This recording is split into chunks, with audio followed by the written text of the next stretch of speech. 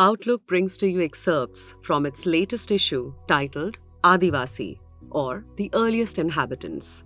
This issue of Outlook looks at the politics of appropriation and resistance in the wake of recent developments in the states like Jharkhand and the Union Territory of Ladakh.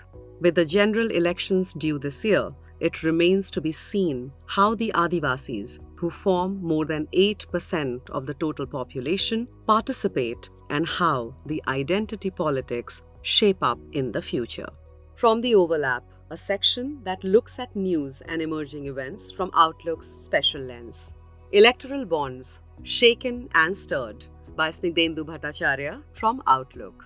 Publication of donor details following the Supreme Court order striking down electoral bonds may embarrass both the BJP as well as some regional parties.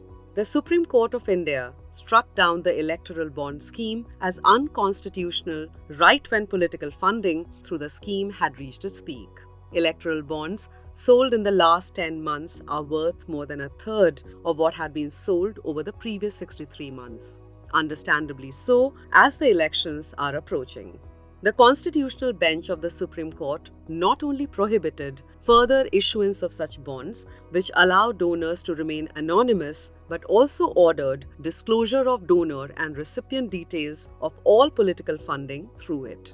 The Election Commission of India has to make the data public by March 13th, according to the court's orders. The government did not want donor details to be revealed, arguing that it may adversely impact donors. However, the court prioritized transparency and upheld the people's right to information regarding the sources of funds parties are receiving. The scheme was controversial right from the beginning. At that time, the BJP was yet to gain a majority in the upper house. It was introduced in the parliament in 2017 as a money bill, which does not require the Rajya Sabha's endorsement to become a law. While many opposition parties criticized the move, only the CPIM challenged it in court. The Association for Democratic Forums, ADR, was among the other petitioners. Civil society groups alleged that anonymous funding would expand the scope for corporate influence on government policy matters and that there would be no way for people to find out if there has been a quid pro quo relating to such funding. After all, funding has evidently come in the figures of crores.